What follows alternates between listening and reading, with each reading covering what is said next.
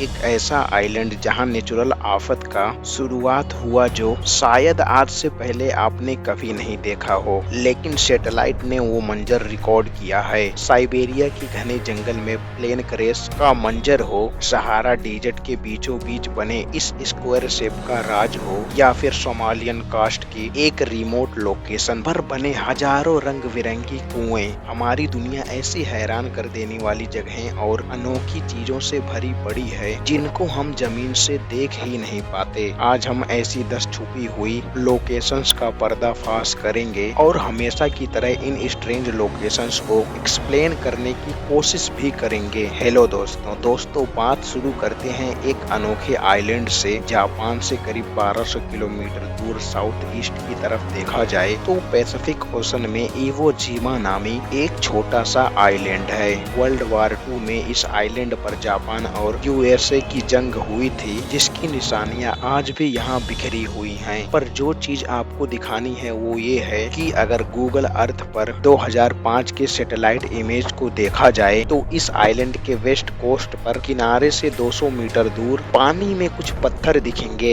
लेकिन अगर fresh satellite image में देखा जाए तो समंदर नीचे उतर गया है और जो पहले पत्थर लग रहे थे वो असल में शिप वैक्स हैं। पिछले 20 सालों में जो शिप रैक्स 200 मीटर किनारे से दूर थे, अब वो सूखी जमीन पर आ चुके हैं। ये यूएस नेवी की शिप्स थी जो 1945 में जंग की नजर हो गई। पर सवाल यहाँ ये है कि ग्लोबल वार्मिंग की वजह से जब पूरी दुनिया का सी लेवल बढ़ता जा रहा है, इवो जिमा आइलैंड पर सी लेवल कम क्यों हुआ है? इसका जवाब मैं आप पर छोड़ता हूँ। आप बताइए ऐसा क्यों हो रहा है। अब चलते हैं अगले लोकेशन की तरफ। रशिया के फॉर नॉर्थ ईस्ट रीजन में साइबेरिया के वीरान जंगलों के बीच में ओलिनोक नामी एक रिवर गुजर रही है। इस रिवर के किनारे एक ऑक्सफोर्ड लेक मौजूद है, यानी वो झील जो पहले रिवर का ही हिस्सा होती थी। इस लेक के पास अगर जूम किया जाए तो जंगलों के बीच एक प्लेन क्रैश का मलबा नजर आ रहा है। सैटेलाइट इमेज से ऐसा पता चलता है जैसे प्लेन ने जंगल के पेड़ों को चीरता हुआ क्रैश लैंडिंग की है। देखने में ये ट्विन इंजन एंटोनॉफ AN-30 लगता है। Bureau of aircraft accident archives में ढूंढने पर मालूम पड़ा कि 22 जून 2022 को एक एंटोनॉफ AN-30 याकुट्स्क एयरपोर्ट से टेक ऑफ हुआ और उसको ओलिनोक तक जाना था। इसमें 6.5 टन सामान और 7 क्रू मेंबर्स मौजूद थे, पर ओलिनोक एयरपोर्ट से करीब 15 किलोमीटर पहले ही इसका फ्यूल खत्म हो गया और दोनों इंजन बंद हो गए। मजबूरन पायलट ने इसे जंगल में क्रैश लैंडिंग करवा दिया।